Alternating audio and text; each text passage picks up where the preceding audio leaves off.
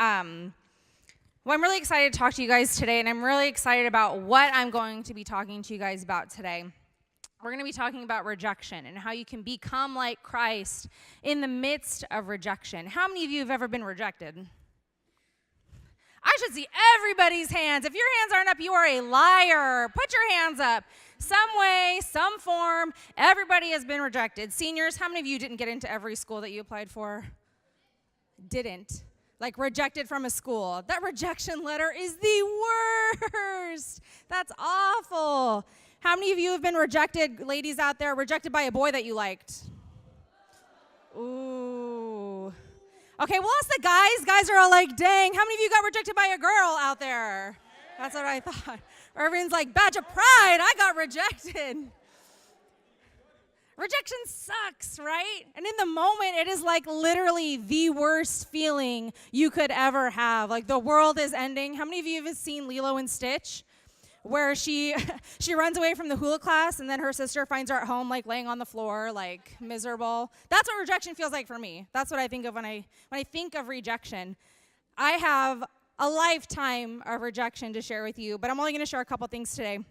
How many of you know that I worked at Disneyland for a time? My house party should know. So for those of you that don't, I worked at Disneyland, which is literally the happiest place to work ever. But it wasn't always easy. I auditioned for Disney Entertainment from 2008 to 2013, and I never got in. That was the worst. You're going in and you're like super passionate about this thing that you're doing, and they're like, that was great, but you're not good enough. See you later. Here's the door.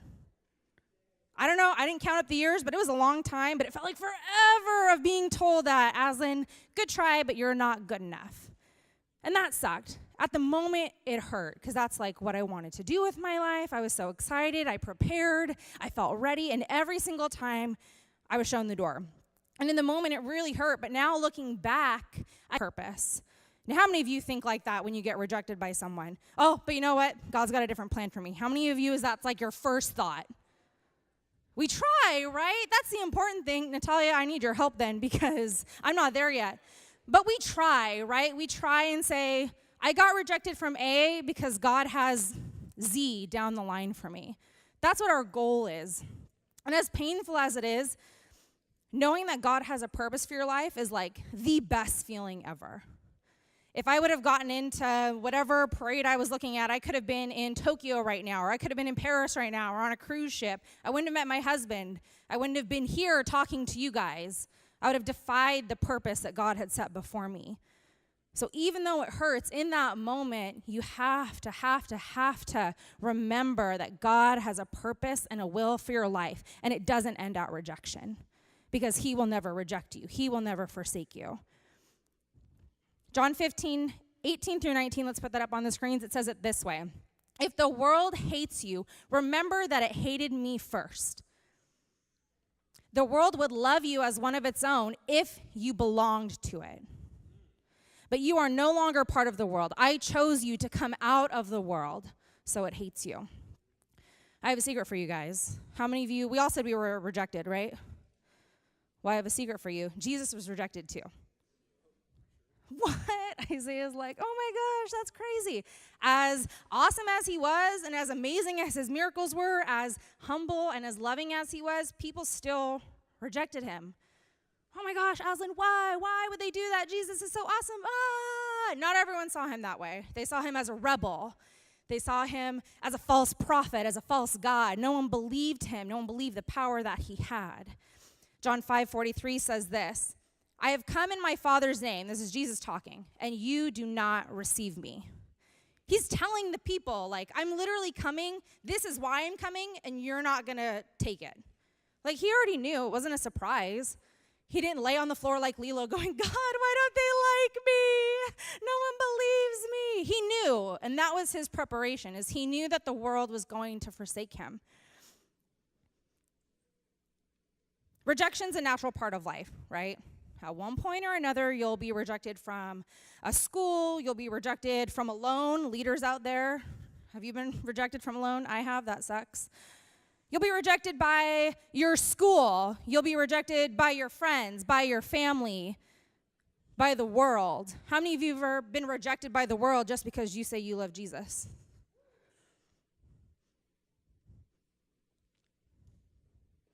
as awful as that feeling is, that is what being a Christian is all about. The road's not easy. It's not paved with gold. It is the rockiest road, but the reward at the end is higher than anything you could have ever imagined. It's all about how you respond to rejection.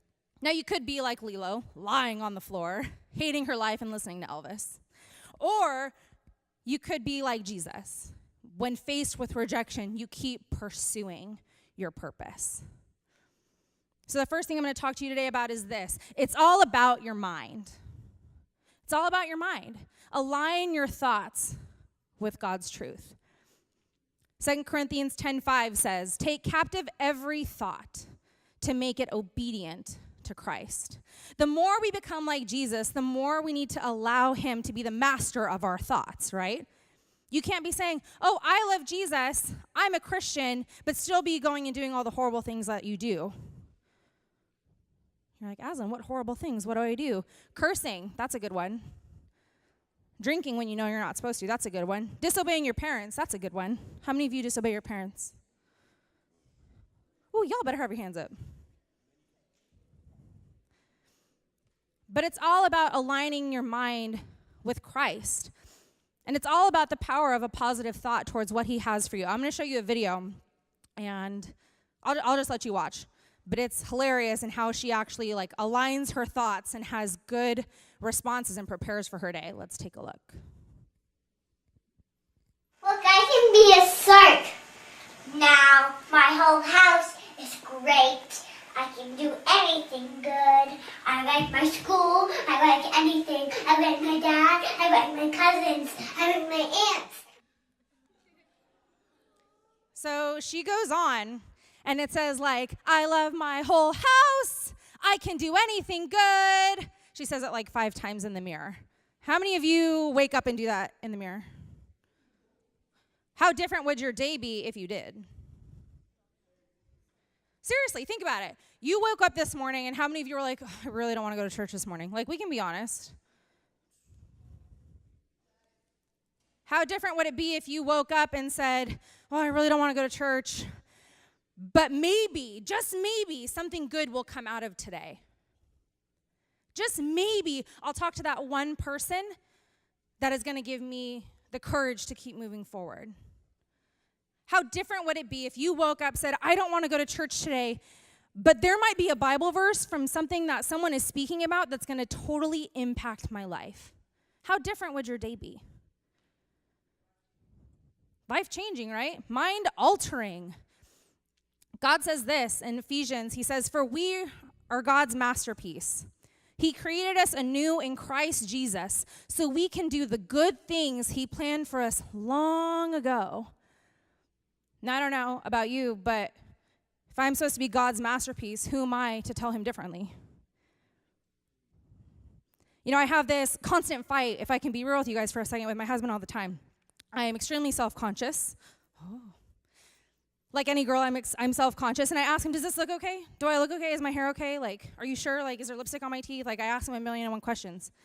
And I tell him constantly, "I'm sorry, I'm such a potato. I'm sorry, I'm so ugly. I'm sorry, I'm so chunky." And he goes, "Aslan, you're a treasure. God gave me a gift." Take a moment, Allie, you can lead the awe. "God gave me a gift. Why would you say otherwise?"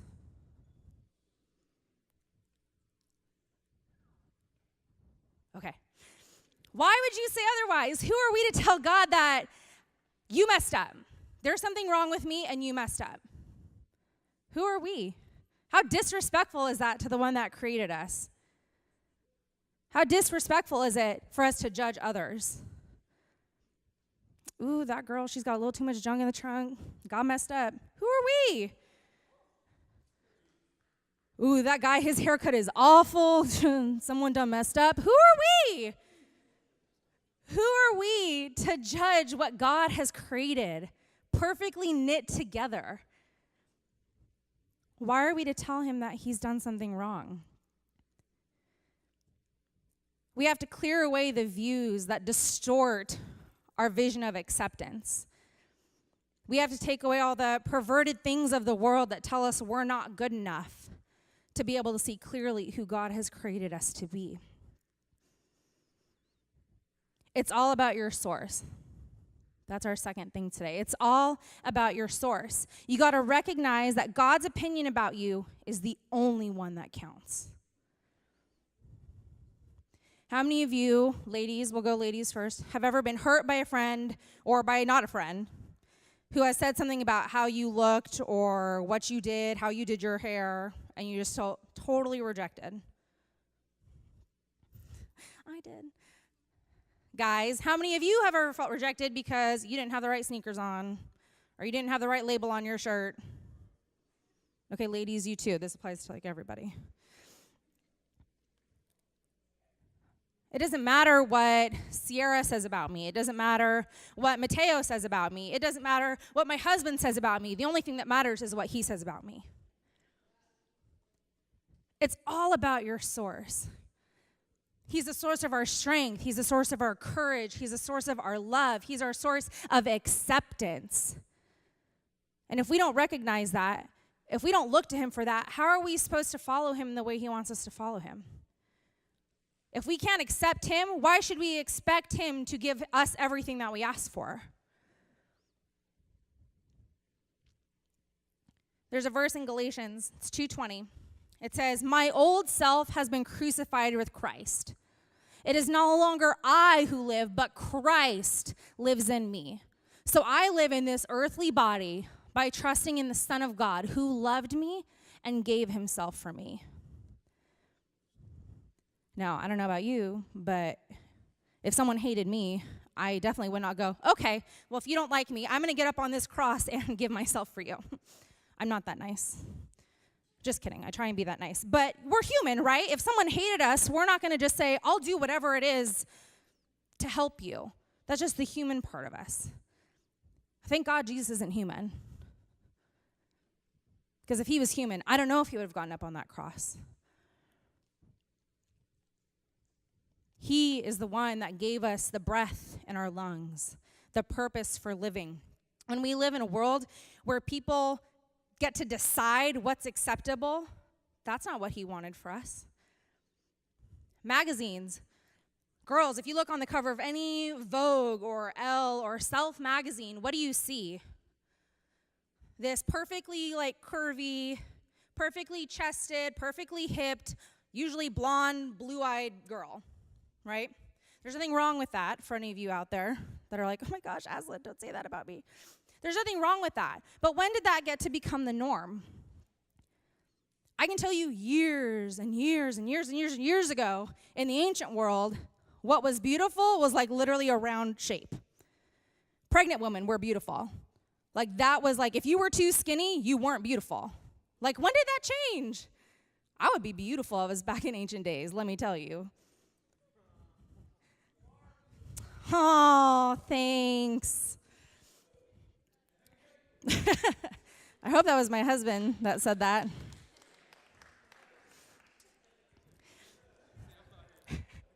But we live in a world where we have decided what is beautiful, what is acceptable, right?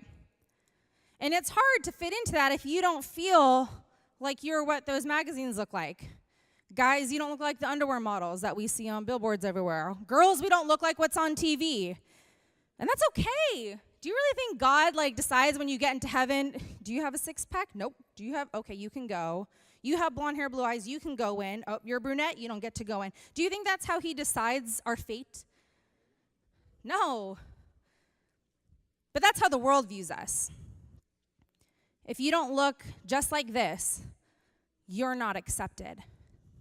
And that is the biggest rejection when you're trying to fit into this world and get ahead and get good grades and you're trying to do all these things and you go to the gym for hours on end and you're trying to get enough sleep and you do all the beauty masks and you get all the haircuts and it's still not good enough. Oh my gosh. It's no wonder we're stressed. It's no wonder we dye our hair and get extensions. It's not why I did it, but no wonder, right? It's stressful. But God doesn't want us to stress about those things. He wants us to renew our hearts to him, to love him, to realize that we are accepted by the one that counts. But it's hard when you've gone through life and it's been rejection after rejection, audition, try out. It gets hard. But it's all about the source. And once you make the decision to make him your source, it's all about letting go. And it's all about moving forward.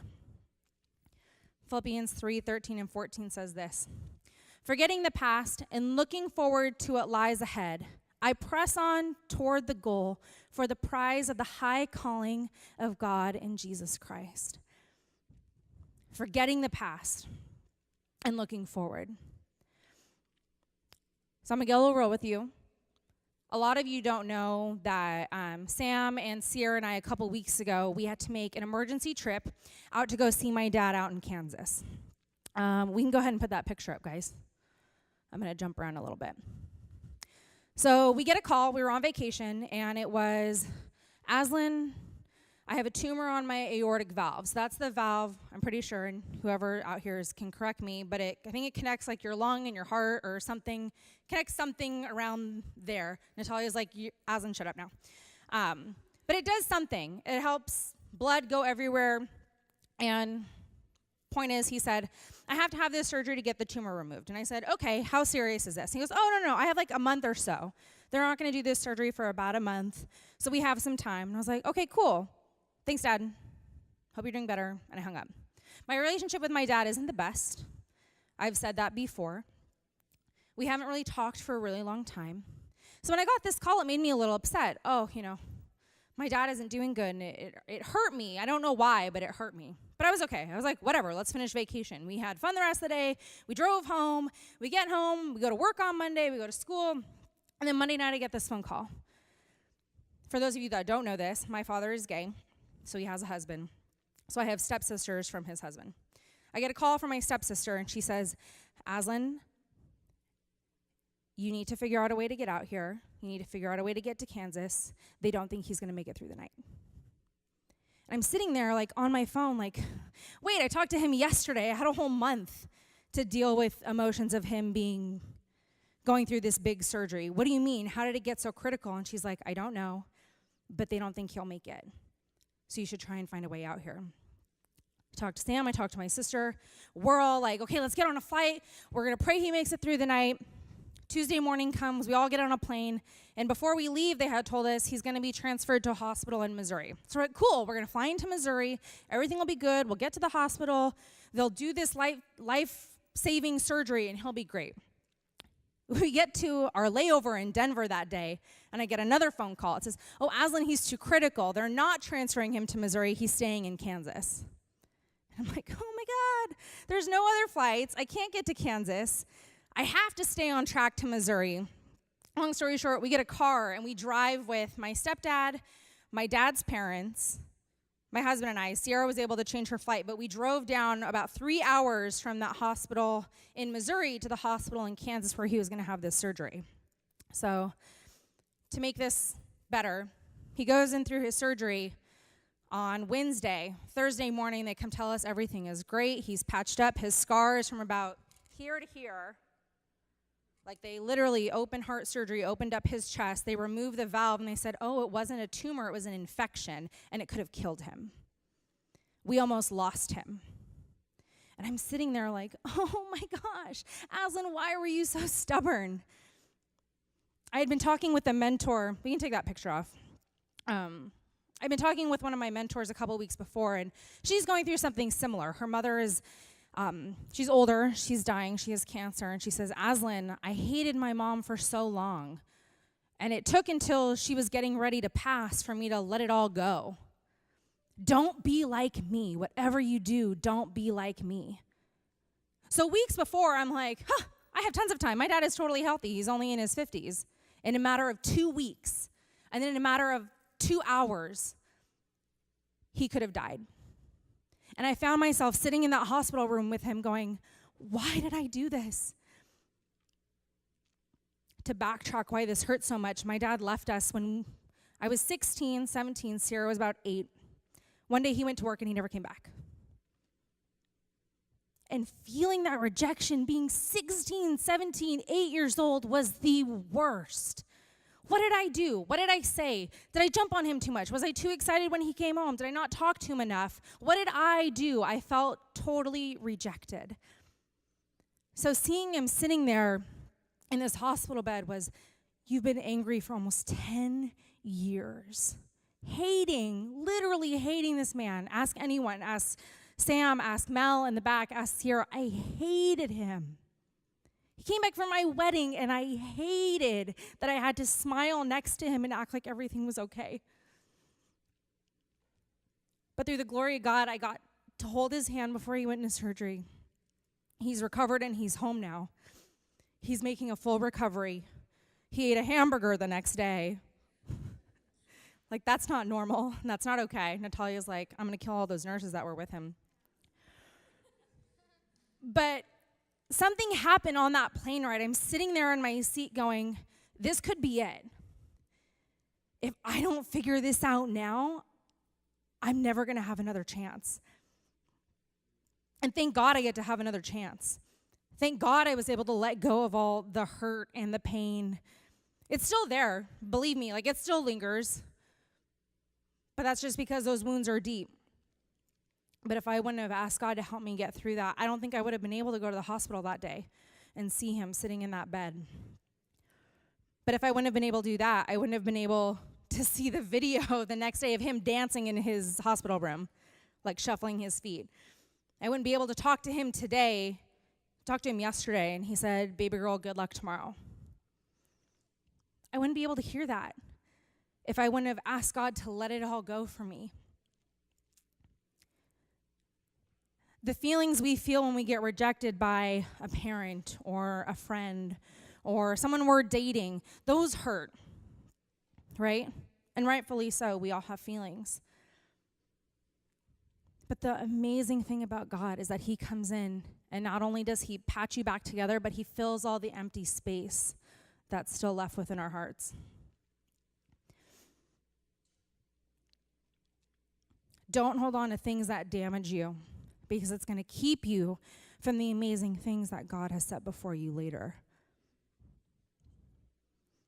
We're going to call up the worship team. If Lily and EJ want to come up. There's this song that kind of got me through that whole crazy week that I kind of turn to when I feel like things aren't going right. It's called I Can't Believe. It's by Elevation Worship. So I know I have a couple Elevation fans out there. But the lyrics go like this. It says, I can't believe the price you paid for me, what you did not owe, so that I could know you. If you keep rejecting the things that God has set before you, you're not going to know him like he wants to know you. If you keep telling him, God, you messed up somewhere along the line for me, he's not going to get to know you the way he desires. I don't know how many students come to Jeremy and myself and Pastor Scott and your leaders that say, God screwed up somewhere, so I'm just going to ride it. I've already fallen off the horse. I'm just going to stay on the ground. Once you fall, he doesn't say you stay there and you suffer. He puts his hand out and he grabs yours and he pulls you up and he says, we're not done yet. Don't let God be that far away from you where you don't feel like you can't move forward. Don't stay on the ground, because when you stay on the ground, you get miserable and you get bitter and you get angry, and then 10 years go by and you don't think you're going to have another chance.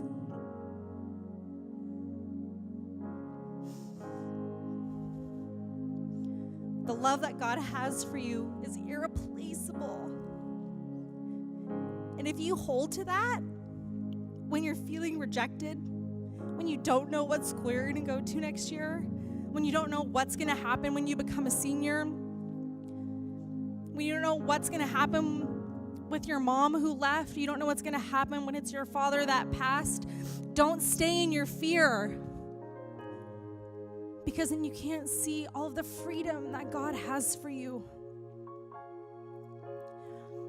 We're going to respond to this song right now.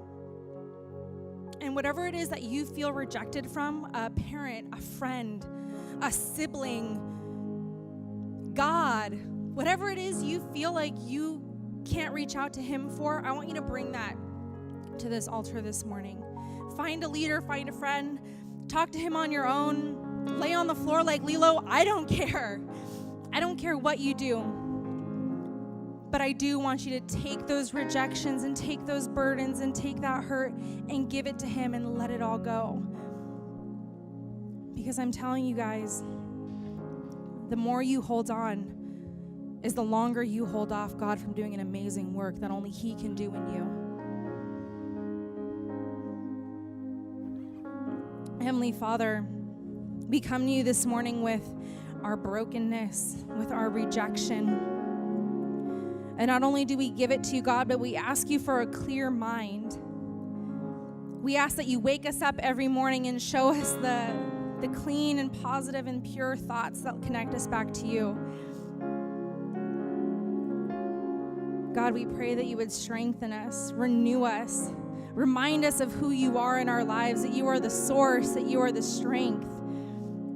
Remind us about the price that your son paid for us. He didn't have to do it, but he did. And God, we are so grateful. Just spend this time with him.